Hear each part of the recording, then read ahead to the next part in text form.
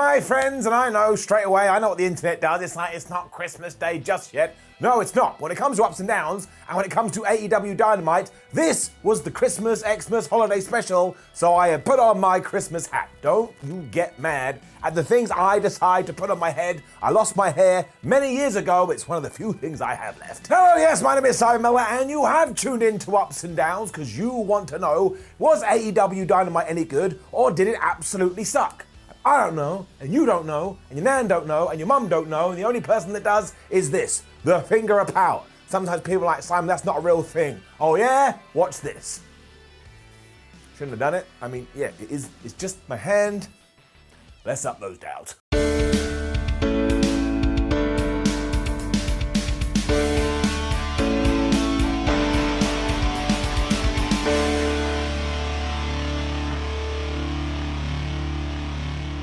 Adam Cole versus Orange Cassidy was the first match on AEW Dynamite this week, and because they've been feuding for a while, it certainly did feel like it had some momentum. Also, it's one of those fights that if I had told you at the start of 2021 we're going to see Adam Cole versus Orange Cassidy, you would have ripped my arm off because you would have thought I was talking nonsense.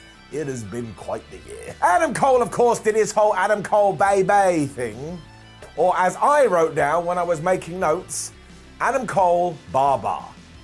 As if he was a sheep. And if he does start doing that, he is not going to be the same character. Orange Cassidy then went to respond in kind by putting his hands in his pockets, but my word, Adam Cole reacted to that as if he had just been slapped around the face. He was super duper mad. And after this, if you can believe it, they started to have a technical wrestling match. And the reason they did this is because even though he does it time and time again, people seem to forget that Orange Cassidy is a really good wrestler. So every time he does this, he's like, I may have the gimmick, but I also know what I'm doing in a 20-foot ring. Adam took over for a little while and then flexed to let us know that he was in control, as you do, but he screwed this up when they were both fighting on the top rope because Orange Cassidy pushed him off and he hit a crossbody for a near two.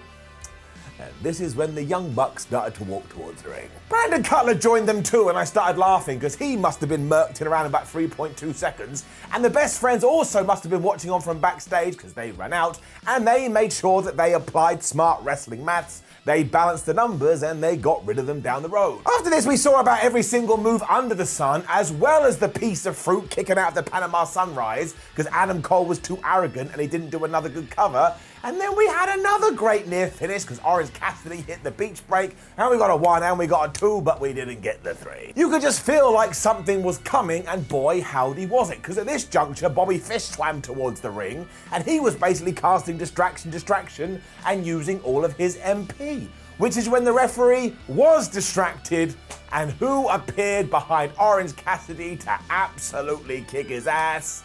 Carlo flippin' Riley. This allowed Cole to hit the boom knee and get the victory, and then we saw Bobby Fish, Adam Cole, and Kyle O'Reilly standing in an AEW ring together. The Undisputed Era, and straight away my wrestling nerd stuff was going crazy because I was like, oh my gosh, Adam Cole, he's going to split up for the Young Bucks. We can have a trios match, or maybe we involve the Best Friends too, and we have a trio triple threat match. Can you imagine how good that's going to be? This was teased as well because when the Young Bucks did come out here, they were like, man, Adam Cole, what's going on? You didn't tell us about this. Why aren't you our friend anymore? And make sure you put it in your wrestling books that the new Undisputed Era, we're not going to call them that, but I'm going to call them that from now, also beat up the Best Friends. So we've now got this massive triangle.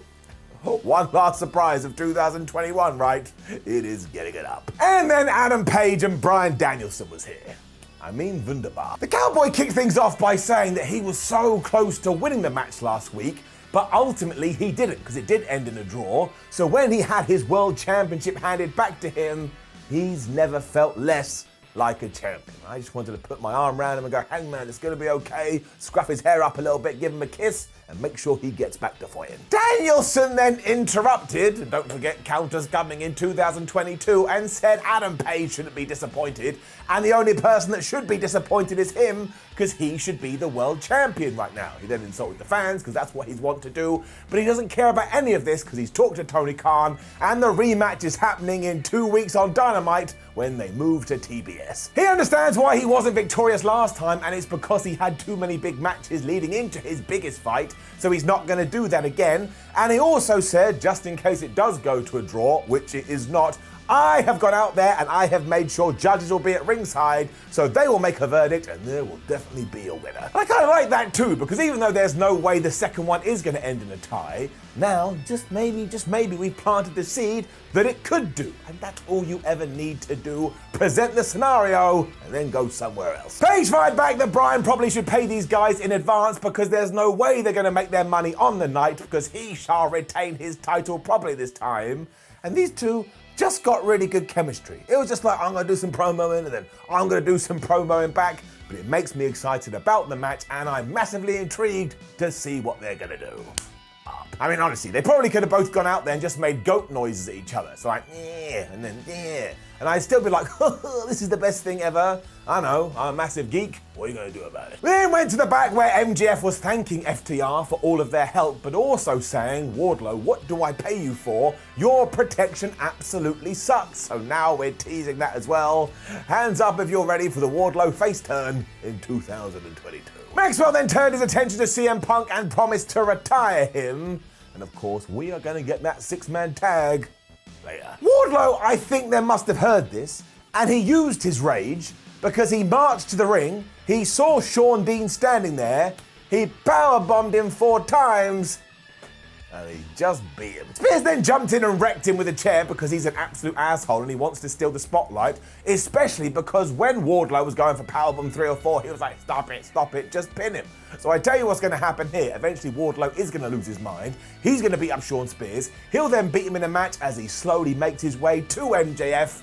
And this implosion is going to be absolutely wonderful. I'm enjoying the slow burn. It is getting it up. Had a really good video building up Sammy Guevara versus Cody Rhodes for the TNT title that's happening on Rampage. And I think Dan Lambert, who was sitting in the crowd, must have heard this and gone, man, I refuse to accept this. Because he stood up and started cutting a promo. If you can believe it. Dan Lambert is probably the Rookie of the Year. 50 years old. He once again went on this tirade that Tony Khan is just backing up his boys, hence why Cody Rhodes does have a title shot, whereas Ethan Page and Scorpio Sky have been brilliant, and yet they ain't getting no opportunities. He then said Cody was a bigger dick than he was, and I laughed because I'm about 7 years old, and then he basically sat down and said that in 2022, Scorpio Sky and Ethan Page are gonna get theirs. I really like these three for the record. They just have something to them, and I also hope when we do get to next year, we find a way to utilize them more.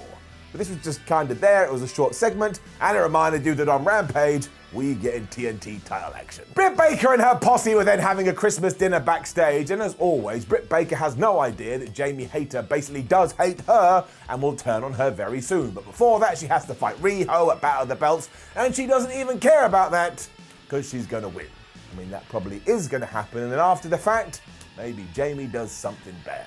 So it's gonna be a crappy Christmas for you. All of this too was leading up to a video to advertise the Owen Hart Cup tournament. And honestly, I don't know who's cutting onions around here, but we had a bunch of wrestlers telling us how much Owen Hart meant to them and how he inspired their career.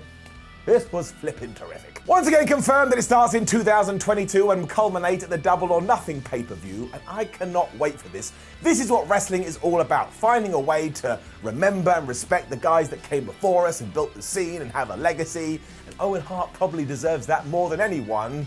This is a little special piece of footage, and let's get it up. Nyla Rose versus Ruby Soho was next for the semi-finals of the TBS tournament. I want to make two things very clear. I really like Nyla Rose. I really like Ruby Soho. But when it came to this match, I was just in one of those kind of moods. It had way too much interference. And in terms of when they were fighting, it was yet another good match in this tournament. And Nyla Rose, because she is a massive asshole, attacked Ruby Soho during her entrance and used that to her advantage. But of course, Vicky Guerrero was on the outside, and I swear, she was just hitting her interference gland like it was about to expire. Because this only happened with a fracas around the steel steps. When Nyla Rose had gone, screw it, I'm going to use a steel chair and had Ruby drop kick it back into her face, Vicky Guerrero was just going crazy to the point the referee was distracted, so Vicky went foop, and she pushed Ruby off the top rope. This then resulted in a really good near fall after Rose did that dropping knee flying thingamajig that she does do. But then Ruby Soho had the dragon sleeper on, so Vicky Guerrero was like, no, no, no, and she was flubbing interfering again. Now look, fair play. This led to a beast bomb, but we had an even better near fall I was a bit like, man, we probably could have done these near falls without Vic Guerrero. After Soho had kicked out of that as well, I think Nyla was going to do something terrible to her off the top rope because she was pissed off, but kind of out of nowhere. Soho did hit the no future kick knee thing, and she got the 1, 2, 3. So I shall say this. In terms of in-ring action, I'm absolutely going to give it an up. And once again, this tournament has been faboo. But yeah, by the time Vicky Guerrero interfered for the 9,000th time, I was like, I don't need it. And I get it, because it's teaching you bad things won't always mean you're going to be a victory. Maybe Nyla Rose, you should choose a different way.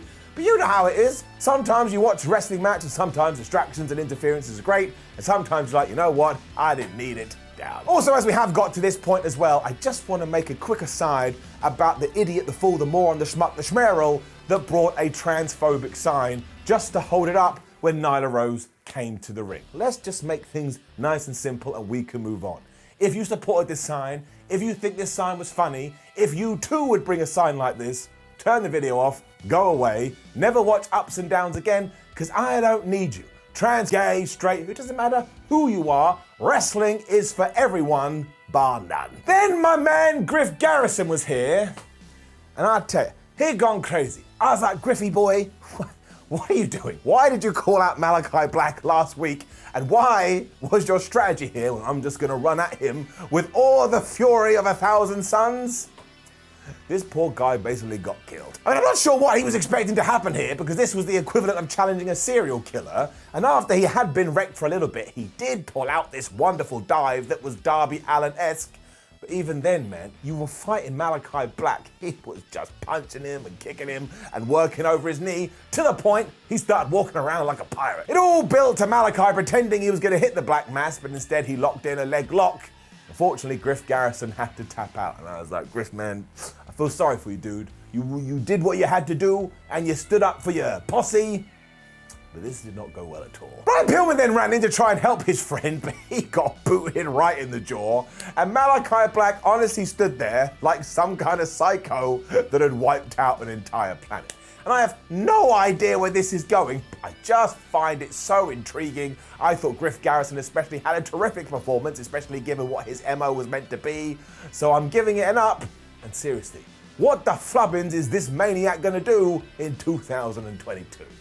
And that rhymes, so now I'm happy. You won't believe what happened next either, and I'm gonna try and say all of this with a straight face. Because we went backstage where we saw Matt Hardy in Private Party, and Matt Hardy was all like, I know the Jurassic Express are in line for an AEW title shot, but instead, I want to have a tag team match against them on Rampage, where Private Party are going to pound their ass. We then cut to the Jurassic Express, I'm laughing, I failed miserably, and Jungle Boo went, nobody's pounding my ass. And I was like, what am I for? What am I for? Why am I giggling at this stuff? But it was really funny. So we are going to see that tomorrow night on Rampage, and I am still waiting here for the Christian Cage heel turn, because I can just smell it. And then, my friends, we may have had the most wonderful, heartwarming, fuzzy tum-tum match of the year. I mean, if wrestling is all about paying homage and paying respect and just having a bunch of fun, then CM Punk, Sting, Darby Allin, MJF, and FTR all deserve some kind of award. This was great. I mean, it even started great because Punk came out with Surfer Sting face paint on, and I was like, this is the best thing ever. And then Sting came out and he had done his face paint as a nice little tribute to CM Punk too. And I still cannot believe, if you had ever told me the CM Punk and Sting were going to cross paths in wrestling, I would have gone, no, they're not. I wouldn't have spat on you. That's a terrible thing to do. I wouldn't have done it. But I never would have believed it in 1,000 years. And here we are once again in 2021, and it's staring me right in the face. Aside of that, it was just an excellent match too, with the story being that MJF wanted no part of CM Punk. So even though they were both in there to start the thing, MJF just tagged out straight away. And then later on, where it looked like it was going to happen again, Maxwell not only left the ring, but he ran through the crowd.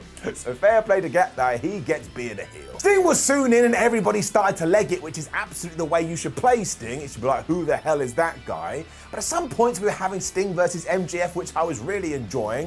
And I think around this point, Darby Allin was like, well, why am I being left out? So he did this crazy dive onto everyone.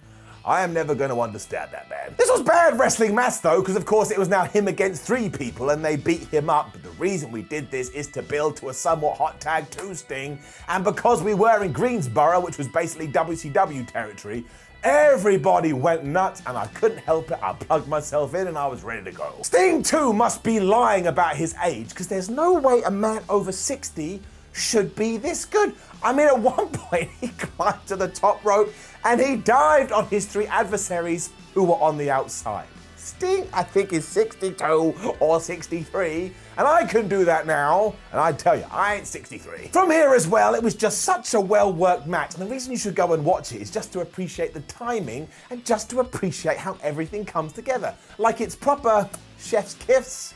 I really regret doing that. Nobody wants to do the chef's kiss. Somebody find me out of a cannon. I went silly again after MJF had DDT'd Sting, and he just stood up like, man, I'm Sting. You're not going to do that to me.